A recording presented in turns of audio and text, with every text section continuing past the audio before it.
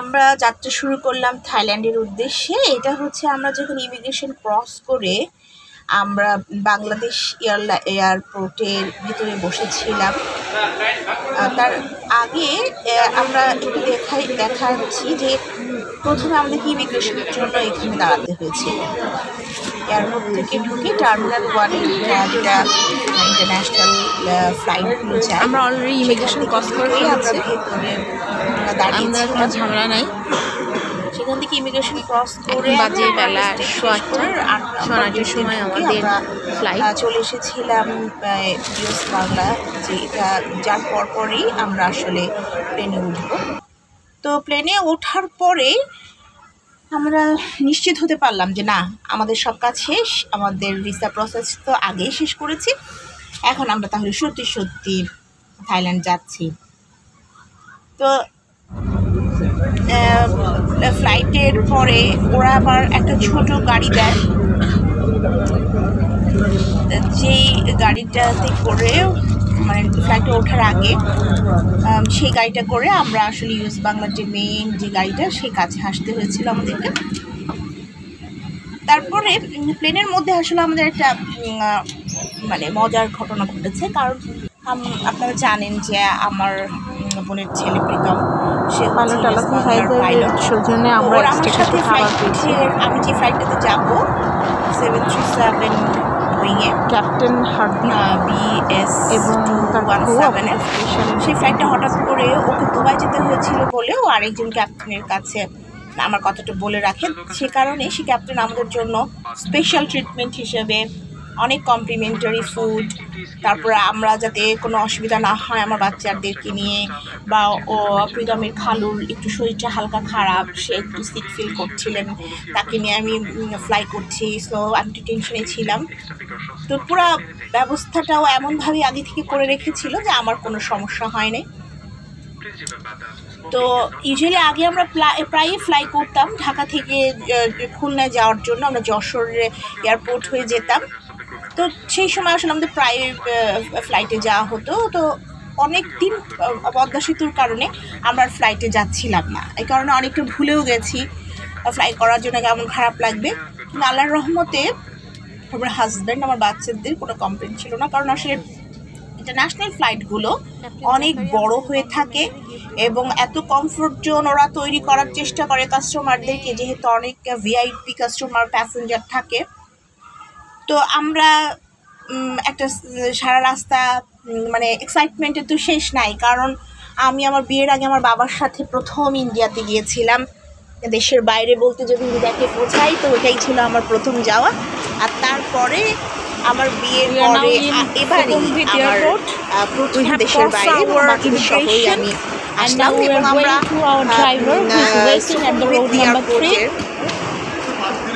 নামলাম। তার আগেই আমি আসলে প্লেন থেকে ট্রাই করছিল থাইল্যান্ডের আকাশ থেকে কীভাবে থাইল্যান্ডকে দেখা যায়, চিল পাখির চোখে থাইল্যান্ডকে কীভাবে দেখা যায়। এরপর আমরা এয়ারপোর্টে আমাদের জন্য দাঁড়িয়েছিলেন একজন রিপ্রেজেন্টেটিভ। সি ওয়ার্ল্ড নামে একটা ট্রাভেল এজেন্সির সাথে আমাদের আগে থেকে অনলাইনে কন্ট্যাক্ট ছিল। সে একটা প্ল্যাকার্ড নিয়ে ডক্টর বাড়ির নামের প্ল্যাকার্ড দিয়ে দাঁড়িয়েছিল। যদি এখানে সামান্য একটু সমস্যা হয়েছিল, আমি একটু মাঝে মাঝে ছবি ভিডিও এইগুলো করতে গিয়ে আমি হঠাৎ করে হারিয়ে ফেলি, এই জন্য আমাকে ওখানে 15-20 মিনিট দাঁড়িয়ে থাকতে হয়েছিল। আসলে কি বলবো, মানে ওদের এয়ারপোর্টে অলরেডি ক্রিসমাস ট্রি, তারপরে বিভিন্নভাবে ওরা ডেকোরেশন করা শুরু করেছে এবং সেগুলো এত সুন্দর ছিল যে মানে মনোমুগ্ধকর। ওদিকে আমি নতুন মানুষ, আমার হাজব্যান্ড অসুস্থ, বাচ্চাদেরকে ম্যানেজ করা, লাগেজটা কোথাও, যদি আমি মাত্র একটা লাগেজ একটা হ্যান্ডব্যাগ নিয়ে ট্রাভেল করছি, তারপরও হয় না যে একটু মিস হয়ে যায়। অনেক বড় এয়ারপোর্ট, আমাদের বাংলাদেশে দেশের যে আন্তর্জাতিক বিমানবন্দর বা শাহজালাল ইন্টারন্যাশনাল এয়ারপোর্টের, তো ওটা ডিভাইডেড করা, এটাও হয়তো বা আছে। আমি বাইরের থেকে এসে প্রথমে একটু ভুল হয়ে গেছিলো, তারপর ওকে আবার খুঁজে পাওয়ার পরে আমরা আর সমস্যা হয়নি। ওই সময়টাই এমনি একটা ফ্লাই করে আসার পর আবার আমাদের সামনে আরও 2-2.5 ঘন্টার একটা ট্রাভেল আছে। যেহেতু আমরা ব্যাংককে স্টে করছি না, আমরা প্রথম দিনে আমাদের প্ল্যান হচ্ছে আমরা সরাসরি পাতায়াতে চলে আসব। 7 তারিখ রাত 8 তারিখ সারাদিন, 9 তারিখ সারাদিন স্টে করে 10 তারিখ সকালবেলা আমরা আবার ব্যাংককে ফিরবো। সেজন্য আমরা আর স্টে না করে আমরা চলে এসেছি। এবং আমি এখন যে ভিডিওটা করছি, এই ভিডিওটা আসলে আমি যে স্যান্ডালা রিসর্টটাতে উঠেছি সেই রিসর্টে বসেই, ওর ব্যালকনিতে বসে আমি সুন্দর একটা বিচ ভিউ দেখছি। দূরে দেখা যাচ্ছে পাতায়া সিটি লেখা বড় বড় করে। আমার হোটেলটা, রিসর্টটার অপোজিটেই আছে হচ্ছে A1 দ্য রয়্যাল ক্রুজ। একেবারে দেখতে মনে হয় একটা জাহাজের মতন। তারপর একটু দূরে আছে ব্যাবোনা হোটেল। তারপরে আছে হচ্ছে পাশেই আছে মাইল রিসর্ট হোটেল। আসলে ব্যাংকক তো একটা টুরিস্ট স্পট, পাতায়া হচ্ছে গিয়ে আমাদের কক্সবাজারের মধ্যে আরও বেশি টুরিস্ট স্পট। তো সেই বিষয়গুলো আমাদেরকে আরও বলছিল। আমার সাথে যে ড্রাইভার আমাকে পিক করেছে ব্যাংকক এয়ারপোর্ট থেকে, ও সারা রাস্তা আমাকে ব্রিফ করছিল যে আমি আসলে পাতায়াতে এসে কী কী দেখতে পারি। যদিও আমি যে ঢাকা থেকে চিন্তা করেছিলাম যে আমরা একটা ডলফিনের একটা এক্সিবিশন হয়, যেটা বাচ্চাদের কাছে ডলফিনগুলো চলে আসে, পানি ছিটকে পড়ে, বাচ্চারা ডলফিনের সাথে ছবি তুলতে পারে, এটা দেখবো। এছাড়া আরও মনস্টার অ্যাকোয়ারিয়াম আছে, বিভিন্ন খুব ভয়ঙ্কর প্রাণীরা থাকে পানির তলে, তাদের কিনে একটা অ্যাকোয়ারিয়াম। তারপরে এখানে নাইট স্টে হয়। তারপরে আমরা যেদিন আসছি সেদিন জাজের একটা কনসার্ট হবে। ও আমাকে সেটা ব্রিফ করছিল যে তুমি যে রিসোর্টটাতে উঠছো তার পাশেই তুমি এটা খুব এনজয় করবা। এবং সারা রাস্তাও আমাকে ব্রিফ করছিল যে পাতায়া বাসতেই ওর বাসা।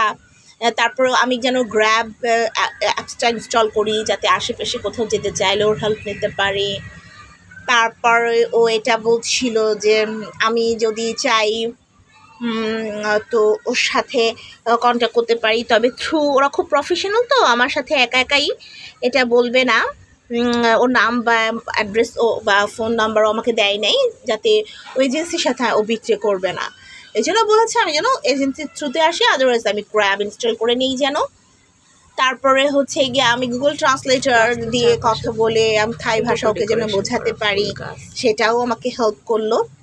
তো আমার এই ভিডিওটার মধ্যে বিভিন্ন ছবি ভিডিও একটু বিক্ষিপ্ত আকারে আপনারা দেখতে পাচ্ছেন। এই আমি ব্যাংককের ছবি দেখাচ্ছি, এই বাংলাদেশের ছবি দেখাচ্ছি, আবার হয়তো সামান্য কিছু এডিটিং এদিকে ওদিক হয়েছে। আসলে আমি চাইনি আমার মোবাইলটা থেকে আমি মেমোরি খালি করে নতুন ছবি তোলার জন্যই দ্রুত আমি ভিডিওটা এডিট করে ছেড়ে দিচ্ছি। অলরেডি আমরা রিসর্টে পৌঁছে গেছি, ঢুকে চলে আসছি আমাদের স্যান্ডালা রিসর্টে।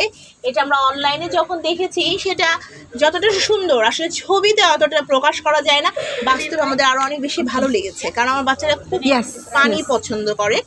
সুইমিং পুলটা আমরা হচ্ছে গিয়ে কাছাকাছি চলে এসেছি। তো আমার বাচ্চারা এখানে এসে খুব খুশি হয়ে গেছিল সুইমিং পুল দেখে। তো নেমেই আমরা যখন নেমেছি তখন প্রায় 4টা থেকে 5টা বাজে। সেই সময় রিসেপশনে কিছু ফর্মালিটি ছিল, সেগুলো শেষ করে শুরুতেই সিগনেচারগুলো আমার ছেলে দেখে তো মানে খুব মজা পেয়ে গেছে, তার খুশি লেগে গেছে।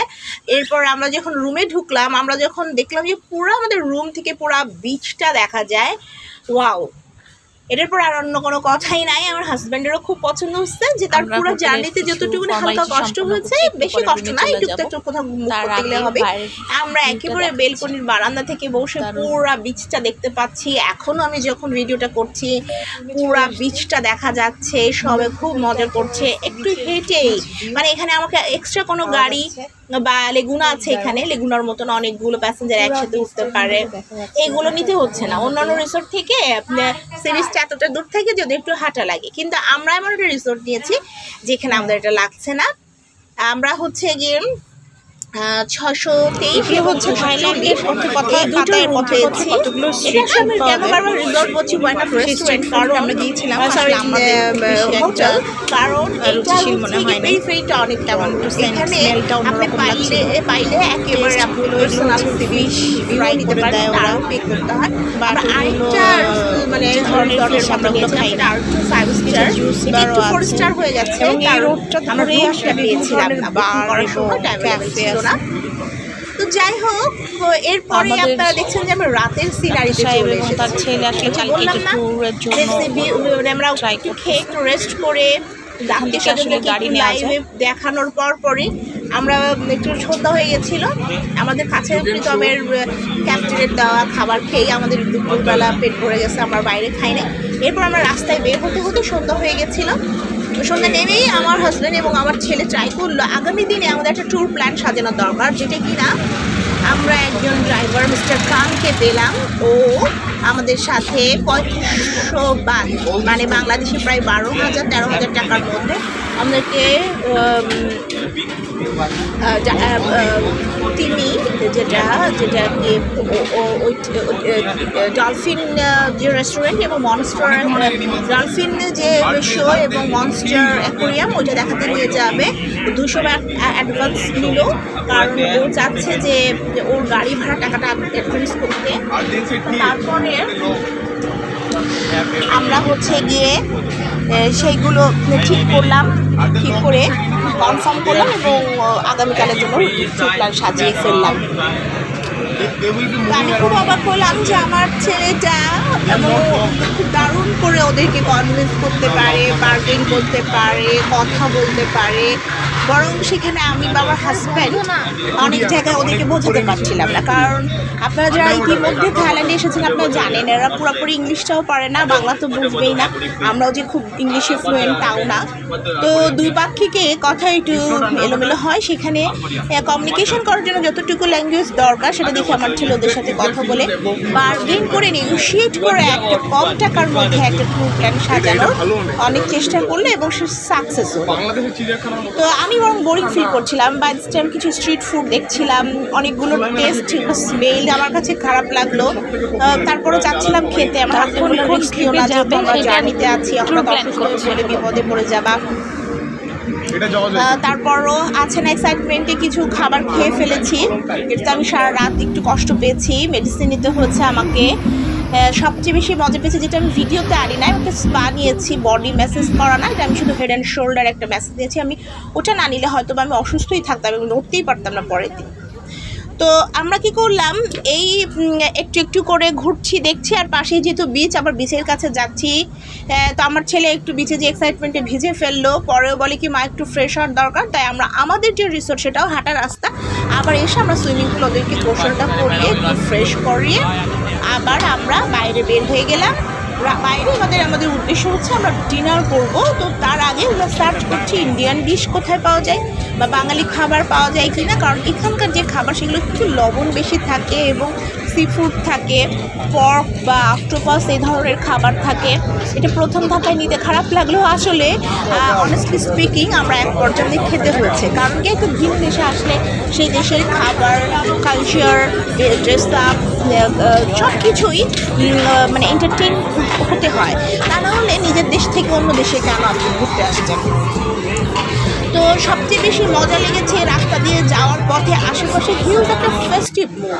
এটা যে একটা ট্যুরিস্ট সিটি এবং প্রচুর টুরিস্ট আসতেছে, সেখানে তারা এত সেফ অ্যান্ড সিকিউর, তাদের ড্রেস নিয়ে কথা বলার কেউ নাই, তারা অনেক ওপেন ড্রেস করছে, তারা এনজয় করছে। একটা স্ট্রিট আছে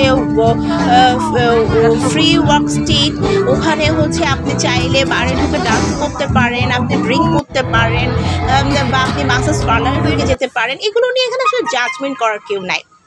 তো আমরা যেহেতু পুরো ফ্যামিলি আসছি, আমরা অনেকেই বলেছিল যে ফ্যামিলি নিয়ে পাতায়াতে বা থাইল্যান্ডে যায় না, এটা আসলে হানিমুনে যায় যারা তারা। বাট আমার বাচ্চারা যথেষ্ট ডাল্ট, আমি ওদেরকে ছোটোবেলা থেকে ওভাবেই বড় করেছি। সো অনেক কিছু আছে যে আমি শুধু আমার হাজব্যান্ডকে নিয়ে, ওর সাথে হয়তো বা আমরা অনেক কিছুতেই মন মানসিকতায় চিন্তা ভাবনায় হয়তো বা মিলবে না, রাদার সেটা আমার বাচ্চাদের সাথে আমার ভালো একটি সময় কাটে। আমি কোন পোজে ছবি তুলতে চাচ্ছি, আমি কি খেতে চাচ্ছি, অনেক সময় আছে যেটা ওরা আমাকে সাপোর্ট করে।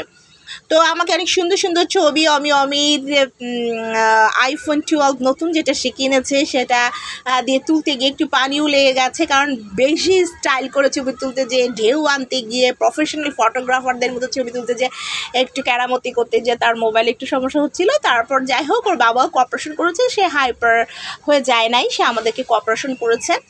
আমরা ইন অ্যান এভারেজ আমাদের প্রথম যে দিনটা ছবি তোলা, খাওয়া বলেন, ঘোরা বলেন, নতুন নতুন সাইট সিং করে বলেন, এন্টারটেইনের দিক থেকে বলেন, সব দিক থেকে আমরা ফুল প্যাক, আমরা হ্যাপি।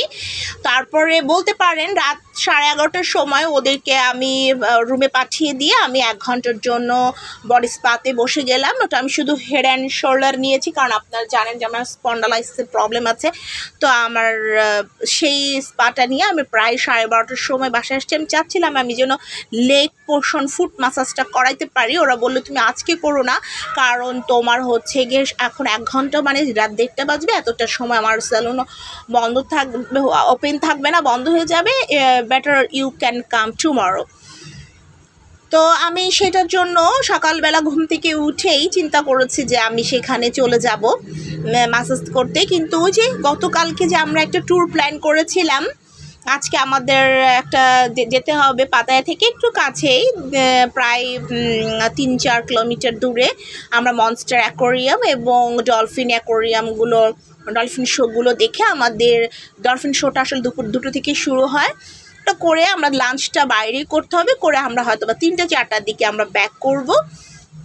বাই দিস টাইম আমি আমার হাজব্যান্ড বাচ্চাদেরকে নিয়ে আমরা আমাদের সকালে নাস্তাটা করেছি পাশেই রেড স্টেপ থেকে। এটা আমাদেরকে সানডালা রিসর্ট হচ্ছে আমাদেরকে এন্টারটেইন করলো। সকালবেলা নাস্তাটা কমপ্লিমেন্টারি ছিল। ওখানে আর ছবি তুলি নাই, কারণ রাশে ছিলাম। আমাদের একটু সকালবেলা ঘুম থেকে উঠে রাতে একটু রেস্ট করে ঘুমাইতে একটু দেরি হয়ে গেছে। সকালবেলা উঠে দেখি 9:45 বাজে, 10:30টার মধ্যে ক্লোজ হয়ে যায়। তারপর ওখানে হিউজ ফুড ছিল, হিউজ মানে বলা বাহুল্য, সব ধরনের ফুড, আপনি রাইস থেকে শুরু করে প্যানকেক, আপনি গ্রিল, তারপর বিভিন্ন টাইপসের সালাদ, ফ্রুটস, অনেক খাবার ছিল, সেটা আমি আর তুলি নাই। সেইগুলো খেয়ে আমরা এখন রেডি হচ্ছি যে আমাদের ড্রাইভার আসবে, ওকে সাথে করে আমরা চলে যাব। আমি যদি ওদেরকে বলছিলাম তোমরা যাও, আমি একটু বডি ম্যাসাজ করি, তো ওরা রিফিউজ করছে। একসাথে এসেছি যেহেতু একসাথে ঘুরি। তো আমি ব্যালকনিতে বসে বসে এই ভিডিওটা বানাচ্ছিলাম, ওরা রেডি হচ্ছিল অ্যাট টাইম। তো আমরা প্রথম দিনের ট্যুর আমাদের এরকম হয়েছে। আমি আশা করছি সামনে আরও নতুন নতুন ভিডিও নিয়ে আমি আপনাদের সামনে চলে আসব আমার এই ইউটিউব চ্যানেলে। এখানে বিভিন্ন ধরনের ভিডিও আমি আপলোড করি, যখন যে ট্রেনিংটা করি, যেখানে ঘুরতে যাই, সেটা দেশে হোক, ছোট্ট বাসার মধ্যেও যদি কোনো নতুন কোনো কিছু ঘটে, এটা একদম আমার পার্সোনাল একটা চ্যানেল। এটা কোনো বিজনেস ওরিয়েন্টেড না, এখান থেকে আমি মানিটাইজেশনের কোনো সুযোগ নাই। তারপরও আমার ভালো লাগে, আমার যা কিছু হয় সেটা আমার ফ্রেন্ডস অ্যান্ড ফ্যামিলি মেম্বারদের সাথে শেয়ার করতে ভালো লাগে। তো সর্বশেষ গতকাল রাতের আমরা যেখানে ডিনার করেছিলাম সেই ছবি এবং ভিডিওটা দিয়ে আমি শেষ করছি। ওইটা একটা ওপেন স্পেস ছিল, বিভিন্ন ধরনের খাবার খাওয়ার ওখানে সুযোগ ছিল, ভেরিয়েশন টাইপসের পিপুল যারা ছিল, ইন্ডিয়ানরা ছিল, তারপরে হচ্ছে গিয়ে ওয়েস্টার্ন কান্ট্রি পিপুলরা ছিল। মজার বিষয় হচ্ছে যে আসলে কোনো জায়গায় ছবি তুলে চারপাশের মানুষকে না ডিস্টার্ব করে বোদার করা যায় না। আমি চাইলে সেগুলো আরও ভিডিও করতে পারতাম, কিন্তু ওরা একটা খুব নর্মালি এনজয় করছে। ওইখানে না অতিরিক্ত এক্সাইটমেন্টে কারোর ভিডিও ছবি তুলতে না ওটা খুব অড লুকিং হয়। অনেকে মনে করে ঘুরতে গেছো তোমার চেহারাটাই বারবার দেখাও কেন, চারপাশে দেখাও না, যতটুকু নেচারের ছবি তোলা যায় দেই। কিন্তু একটা মানুষের পার্সোনাল প্রাইভেট স্পেসে যে নাক গলানো যায় না। তাদের ড্রেস আপ, তাদের হচ্ছে এন্টারটেনমেন্টের, এখন গ্লোবালাইজেশন সময় তারা আনইজি ফিল করে। সামটাইম তো আমাকে মানে ব্যাড ম্যানারও ভাবতে পারে, তাই না? আমি চেষ্টা করেছি আপনাদের সামনে তোলার। তো এটা হচ্ছে ওভারঅল ভিউ কেমন ছিল। একটু গান নিচ্ছিল, অনেক ফ্রেন্ডরা, একটু বয়স্ক ফ্রেন্ডরা এসে একসাথে মজা করছিল, আবার ইয়াং পিপুলরা ছিল, আমার হাজব্যান্ড খাবার চয়েস করছিল, যেগুলো আমার ভালো লাগছে। আমার মনে হচ্ছে নেক্সট দিন এখানে খাবার আনতে যাবো।